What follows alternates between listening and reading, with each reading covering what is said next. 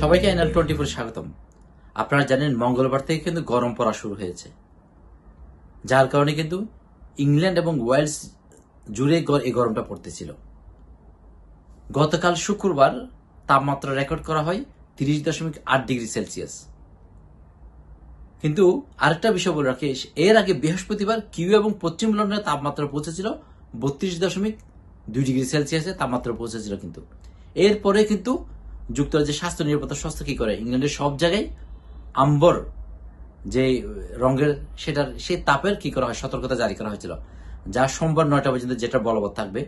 তবে সবচেয়ে আরেকটা গুরুত্বপূর্ণ বিষয় হচ্ছে যে এই তাপ প্রবাহের মধ্যেও কিন্তু বজ্রঝড়ের কারণে আকস্মিক বন্যা, রাস্তা ও ড্রেনেজে পানি জমে যাওয়ার ঝুঁকি রয়েছে।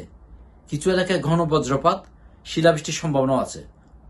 পূর্ব ও দক্ষিণ পূর্বাঞ্চলে সবচেয়ে বেশি গরম পড়ার আশঙ্কা থাকলেও কিন্তু পশ্চিমাঞ্চলে কিছুটা ঠান্ডা প্রবেশ করেছে ইতিমধ্যে, যার দরুন আপনার বজ্রঝড়ের কারণে আপনার ঘন ঘন কি হতে পারে, বজ্রপাত হতে পারে এবং বৃষ্টি হতে পারে। বৃষ্টি হলে অবশ্যই বন্যা হওয়ার সম্ভাবনা রয়েছে, যার দরুন আপনার এই বিভিন্ন রাস্তা এবং ড্রেনেজগুলোতে পানি জমা যাওয়ার ঝুঁকি রয়েছে। সে বিষয়টা কিন্তু সবাইকে সতর্ক থাকতে হবে।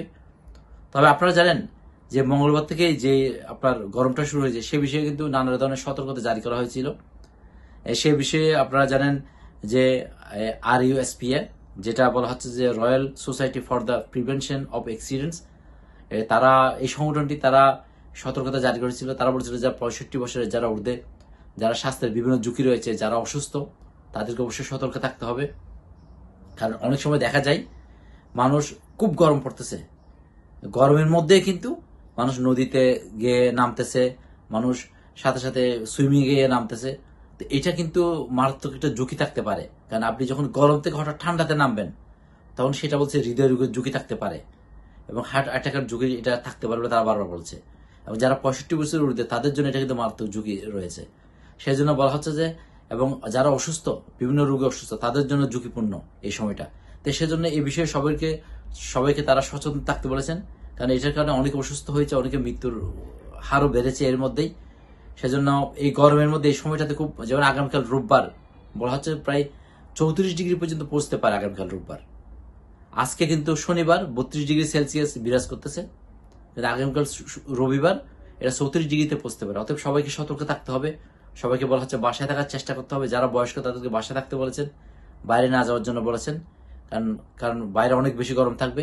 পাশাপাশি যে আপনাকে বললাম যে আবহাওয়ার যে উল্টা পাল্টা হিসাব, সেই হিসাবে কিন্তু আবার বজ্রঝড়ের কারণে বজ্রপাত হতে পারে এবং বৃষ্টি হতে পারে, বন্যা হওয়ার আশঙ্কা অলরেডি ইতিমধ্যে বলেছেন এই ম্যাট অফিস। তারা এই বিষয়ে তারা সতর্ক থাকতে বলেছেন। তো আমি মনে করি আপনারা সবাই সতর্ক থাকবেন।